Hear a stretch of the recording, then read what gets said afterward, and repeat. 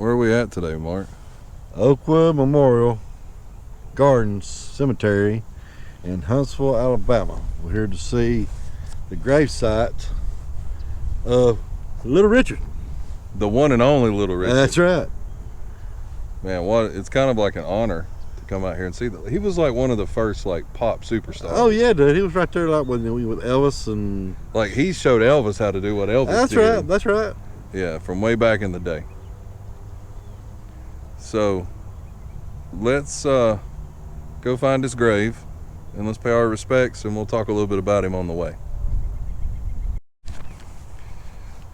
Before we get really going, I got to get our ad out of the way that I like to do that says, if you just subscribe, welcome to the channel. We hope you enjoy the content that we're bringing.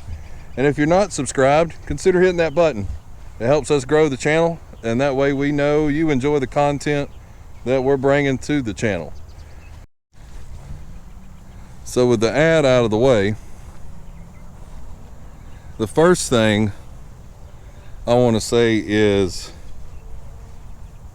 before we celebrate the life of, or the entertainment life of Little Richard, let me acknowledge that we're not here to talk about his offstage activities, because God knows he had quite a few of those, which if you had the money that he had and some of the issues he had growing up in the time that he had to grow up in, things were a little different. You really couldn't be who you wanted to be. And I'm sure there's plenty of other YouTube channels out there that go into length about all of that stuff. But that's not what we're here for. We're here for the fun stuff. The on stage Little Richard. The one that put, kind of put rock and roll on the map, man. Like he was he was the pioneer of what we know as rock and roll. So as we make our way over to find the grave, we'll start with Richard Wayne Pennamon, better known as Little Richard, was an icon in pop music for seven decades. 7 decades. He was also named the innovator, the originator, and the architect of rock and roll. Little Richard was a showman to go along with his music, who helped shape many genres of music, most notably soul and funk and rock. In 1955, Tutti Frutti was released, becoming an instant hit in America and even across the pond.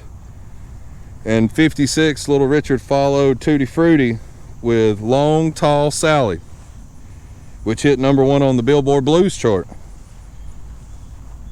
Not only was his music crossing over to different color audiences, but Richard's concerts often integrated black and white in a time that black and white did not integrate.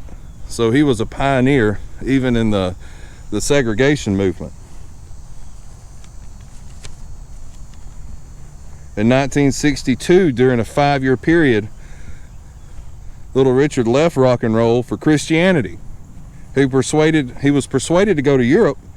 During this time, he had a band, Mark, you may have heard of, with a guy named Paul McCartney and the Beatles, and John Lennon opened for him in Europe. Oh wow.